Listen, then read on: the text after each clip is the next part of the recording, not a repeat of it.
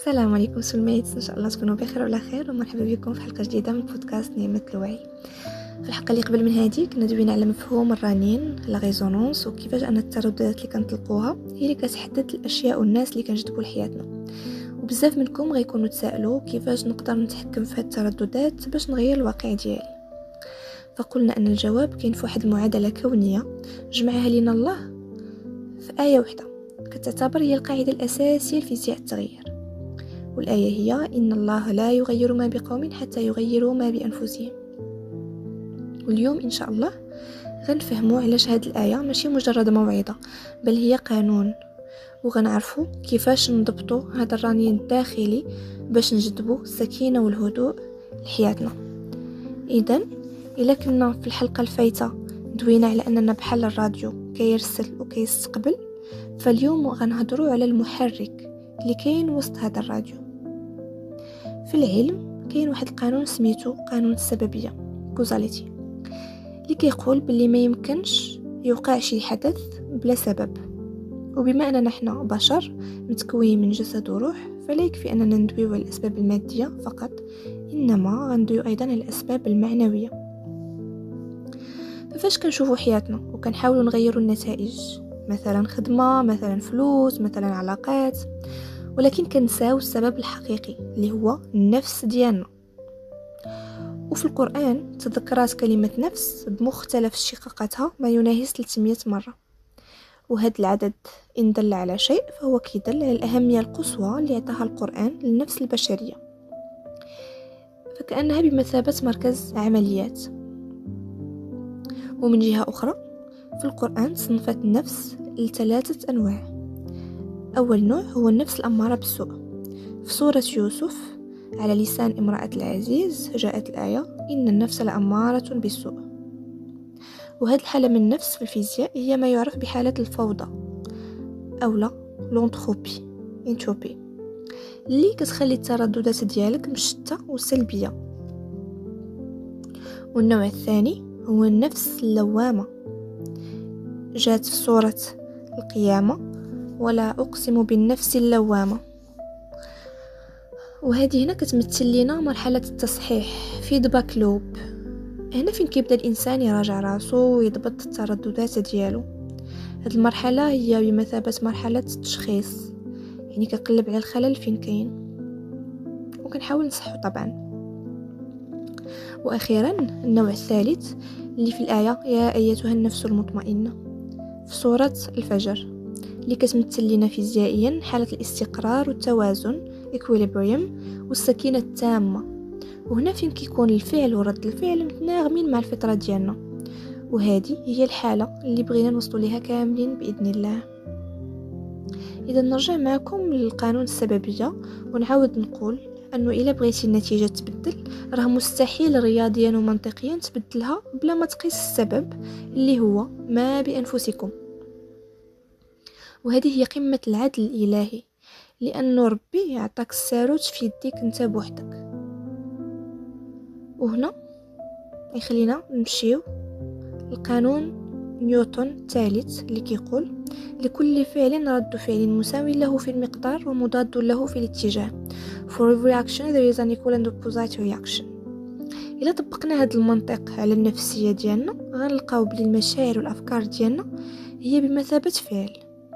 مثلا فاش كيكون الداخل ديالك عامر بالخوف والشك، فهاد الفعل كيرجع ليك من العالم الخارجي على شكل مواقف كتحقق ليك داك الخوف، وهذا هو رد الفعل.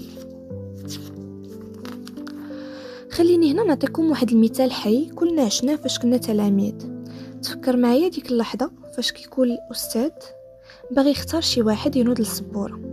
في ديك اللحظة كاين بزاف الأنواع التلاميذ، من بينهم واحد اللي كيبقى يدعي يا ربي ما يشوفنيش، يا ربي ما يختارنيش.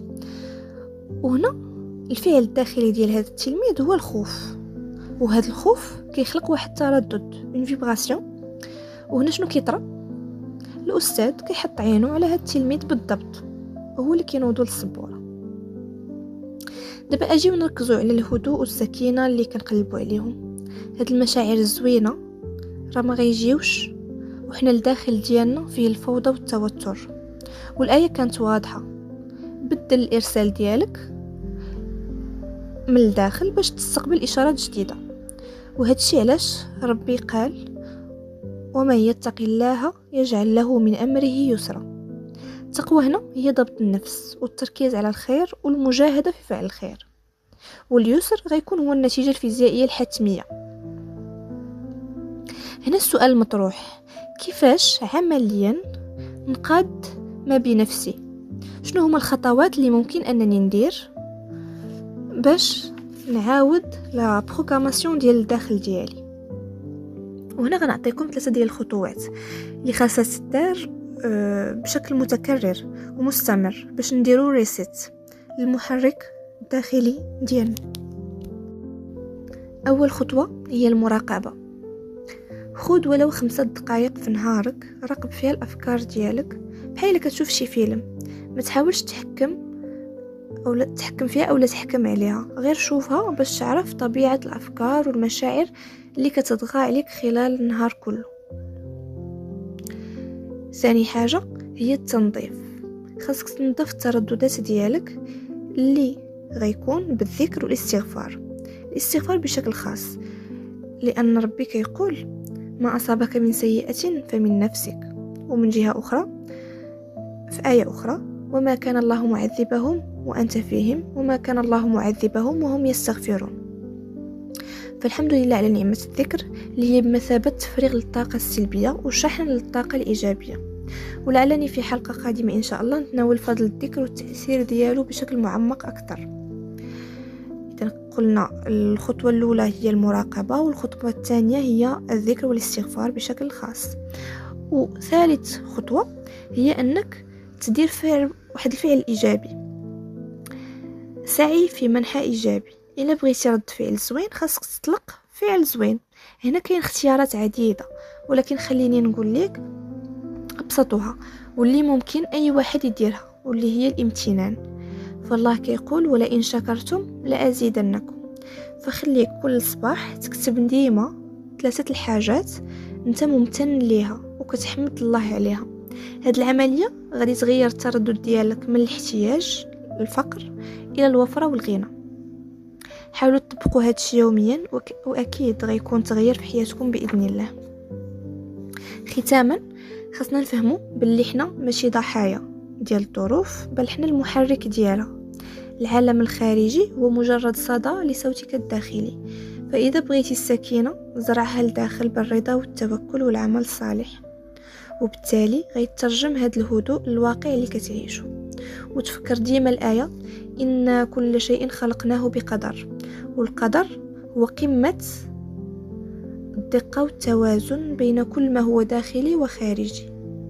كانت هذه الحلقة اليوم. خليوا لي رأيكم في كومنتير، وشكرا على حسن الاستماع. تهلاو لي في راسكم. stay positive وفي أمان الله.